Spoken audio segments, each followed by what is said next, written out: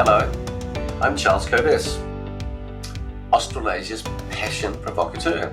Welcome to this week's episode of the Charles Coves Show, episode 140. In this week's episode, I explore the complexity of living systems and living things and the tendency to simplify. But simplicity often leads to instability. In fact, most times it leads to instability. We want simplicity, but the rush to simplicity to make our lives easier to understand often ends up in disaster and death. Human cells are complex. The functioning of human cells in your body is complex. Soil is complex. The world's climate is complex. Killing termites to save your timber is simple. But without termites, our planet would struggle in many, many ways. In fact, it wouldn't survive. The solution is to embrace complexity and live with it. Develop a mindset that is hungry to learn about complexity and to harness that complexity to gain the rewards of deep understanding. So welcome to this week's show, whether you're watching on YouTube, on Rumble, listening via podcast. We're happy that you're here. Our format for the show is that firstly, I share today's big idea. Then I share 6 resources to help you implement the thinking behind the big idea. Thirdly, I review some key happenings during the past week. And then the fourth part is for newer viewers and listeners, where I cover some background information about me and the foundational principles for this show. Regular viewers and listeners know that detail, so they don't have to stick around for that last bit. So let's go with today's big idea. All aspects of living things and life itself are complex. Trying to find simple solutions to complex matters creates instability and chaos. Let me give you 3 practical examples. Firstly, termites in your house and spraying them. It's a simple solution to spray the termites and kill them all. Well, what would happen if there were no termites on the planet, if we killed all the termites? Well, the answer is soil. Termites are fantastic soil engineers. Many worms and termites and living things are wonderful aerators of soil. We run around spraying and killing in a simple way a complex fact that soil is complex, and the way that termites play a role in soil, making it usable by human beings. So, not understanding that complexity, embracing the simple solution of just spray and kill causes significant instability. Second example, cancer. Cancer seems to be increasing despite all the money that's being put into it. Cancer, very simple solution. Let's cut out the cancer. Let's inundate the body with radiation and chemicals and kill the cancer, just like we kill the termites. Kill the cancer. However, many of you will know cases where the patient dies and the medical fraternity says, it was the cancer that killed him. I say in many cases, it's the treatment that killed the patient. The human body, the functioning of human cells is incredibly complex. And the medical profession, to its shame, refuses to accept solutions and possibilities that are outside their existing areas of thinking. There's huge amounts of evidence for that. So the simple solution causes great instability.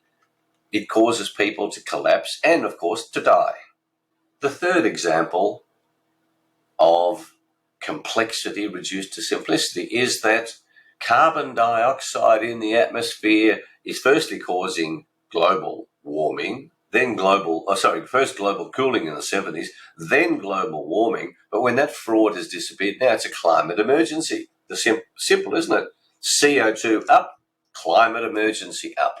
I call BS on that. There is no climate emergency. The climate is incredibly complex. To say that one factor, CO2, carbon dioxide, and then they're slipping into the methane bit, is causing climate emergency is simply fake. It's BS. If we embrace that principle of simplicity, let's bring down the CO2, it's causing massive instability. Let me give you one example. The cost of electricity is going up, affordability goes down. Electricity is the foundational difference between rich and poor countries. If GDP goes down, people become poorer. Massive instability, everybody.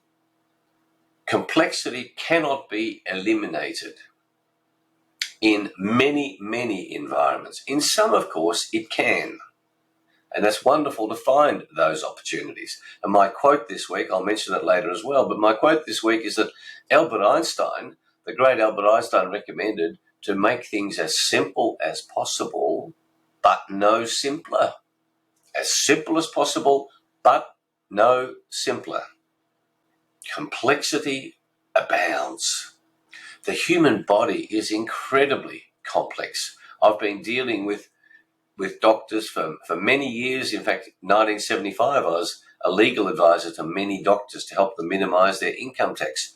And for the last 10 years, I've particularly had dealings with the health profession and with wise, integrative doctors versus narrow-minded, non-thinking doctors who simply follow protocols. The human body is incredibly complex, and doctors who say, oh yeah, we understand all how it works, I call BS on that. Another element is soil. Soil is incredibly complex. Take a handful of soil. My dad taught me this, and I love the planet. I love soil. I love this planet that we're living on. In fact, I've been an organic farmer since 1976. Take a handful of living soil. It's got millions of microbes in it, of fungi, of bacteria. It's incredibly complex. And then we go and chemicalize that, spray it, and kill it.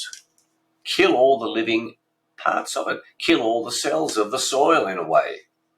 Soil is complex. How it functions is complex. Climate and global weather patterns are complex.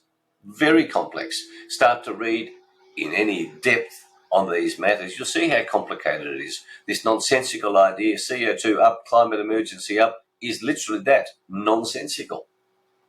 Then you get the further further complexity that the quality of the soil then impacts on the quality of the food, and that then impacts on the quality of the functioning of your cells.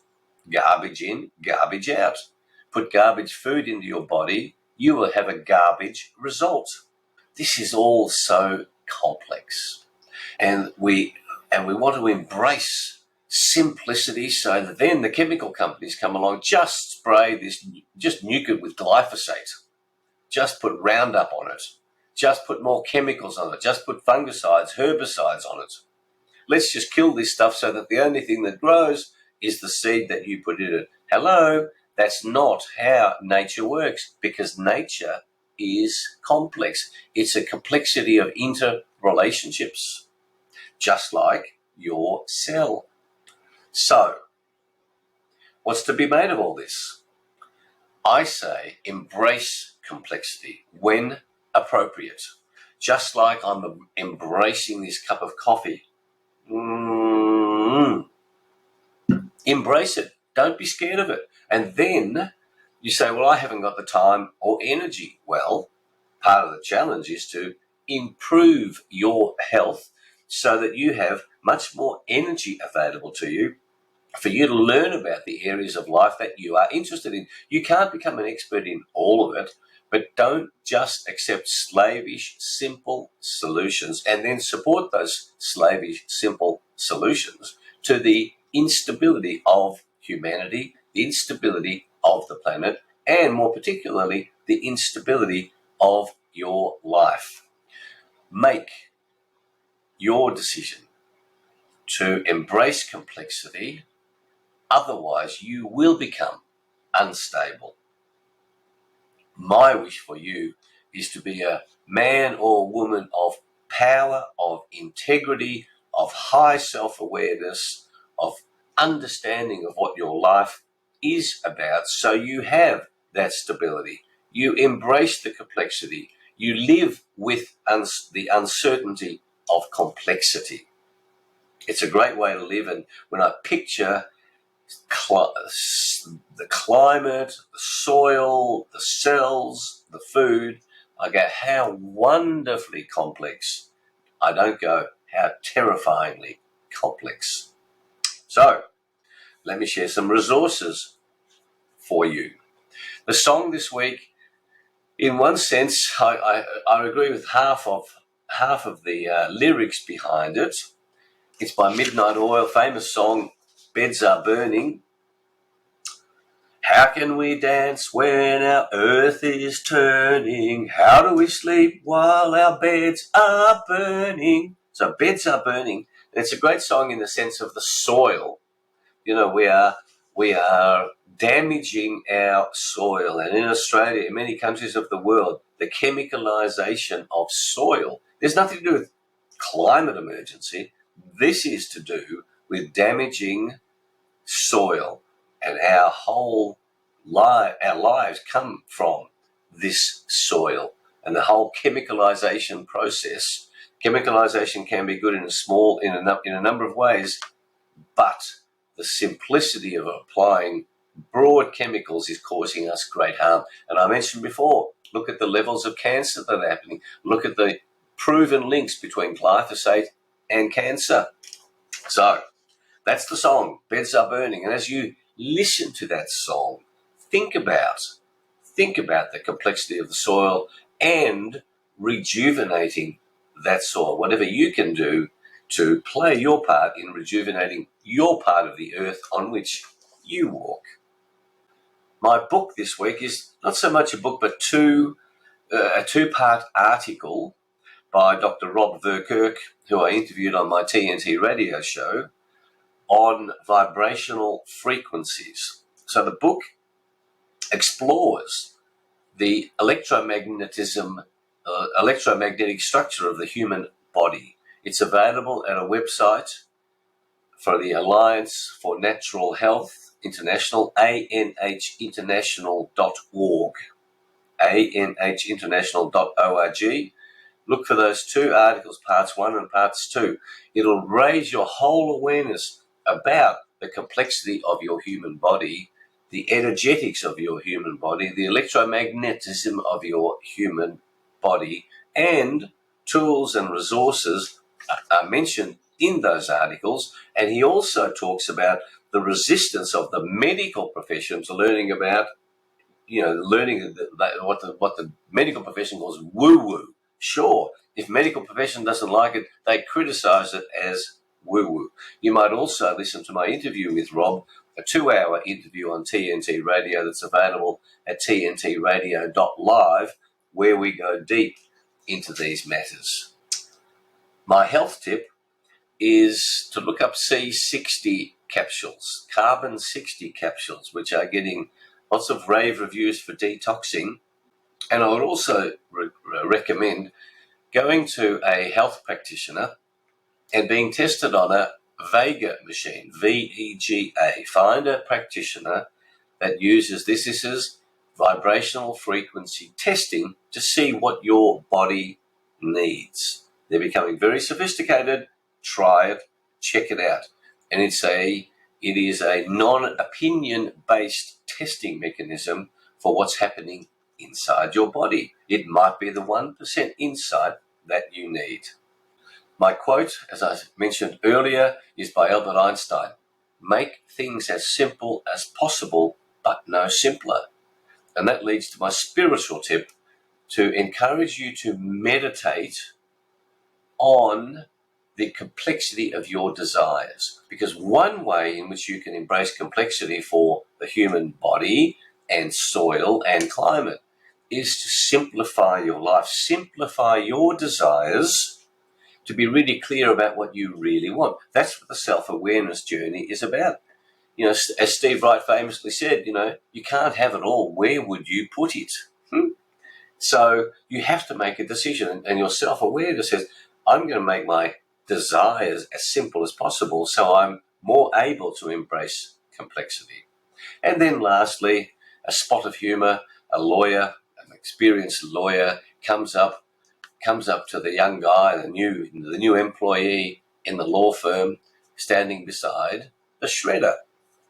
And the lawyer has got two pieces of paper in his hand, and he says to the young guy, do you know how to work this thing? And the young guy says, sure.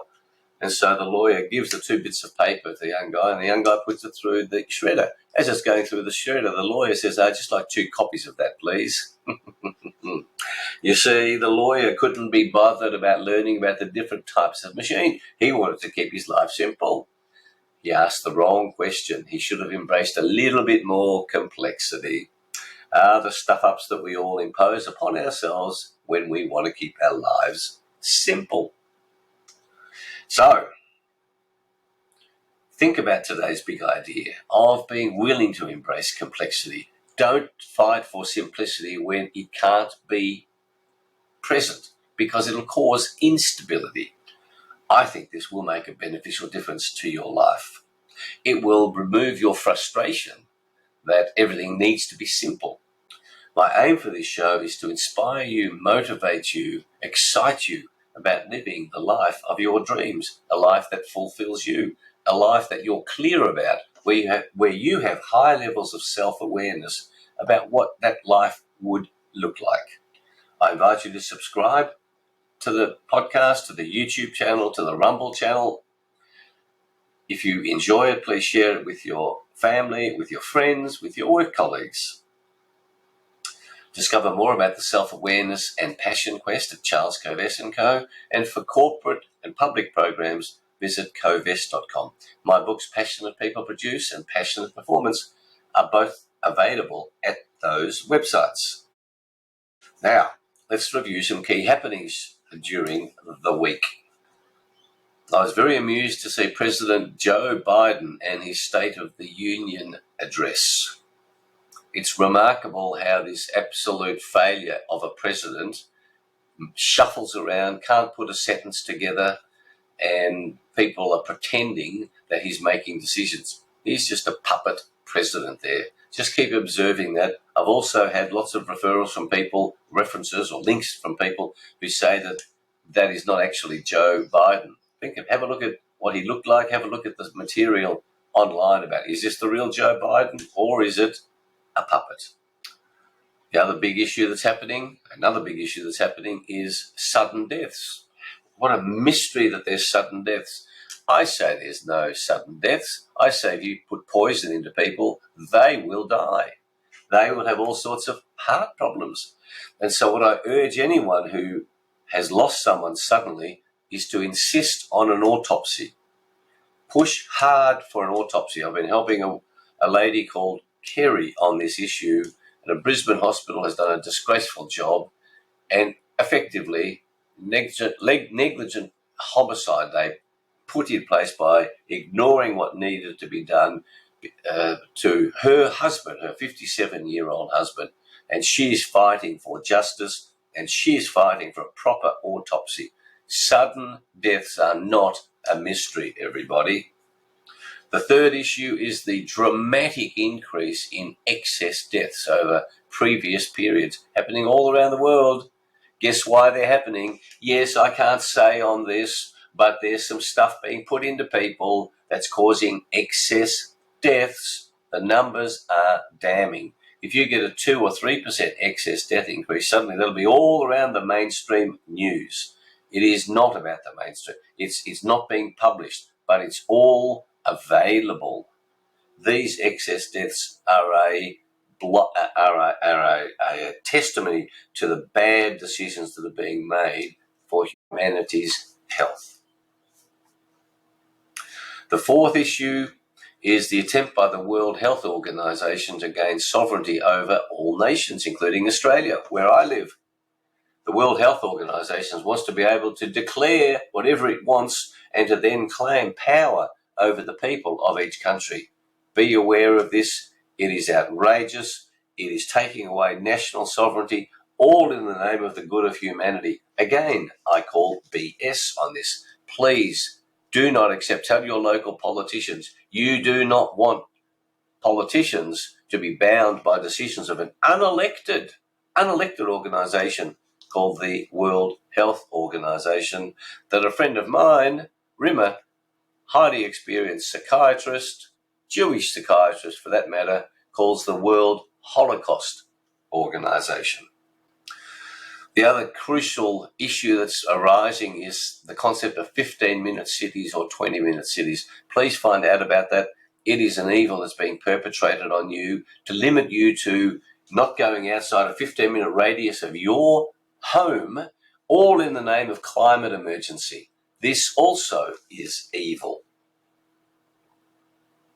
And lastly, be aware that if your loved one is in hospital, make sure that you have a medical power of attorney. There are some horror stories happening in hospitals of people where hospitals and doctors are not listening to the wishes of spouses because they don't have a medical power of attorney. Do not let someone go into hospital that you love if that person is not going to be able to be fully competent to make their decisions. And most people in hospital are confused by the complexity imposed upon them by the system, by the protocols, by evidence-based medicine, not medicine based on the needs of your loved one. Make sure you get a medical power of attorney. Otherwise, you are risking significant harm. And then while all that's going on, Julie and I maintain our healthy lifestyle. I keep exercising. I urge you to maintain your exercise regime. Doesn't matter what's happening, doesn't matter how busy you are, you must look after this wonderful machine that we've got. Balance the mental, the physical, the spiritual, and particularly by listening to and watching programs like this. All right, well, we're getting close. If you're new to the show, please stick around to get some more background about me and to dig into the foundational principles of this show. Thanks for watching or listening. Thanks for sharing this show. Thanks for subscribing. Until next week, may your week be full of passion, be full of exploration, be full of the willingness to embrace complexity, and be full of opportunities to increase your self-awareness so you live life on your terms. Thanks for being here. See you next week. Bye.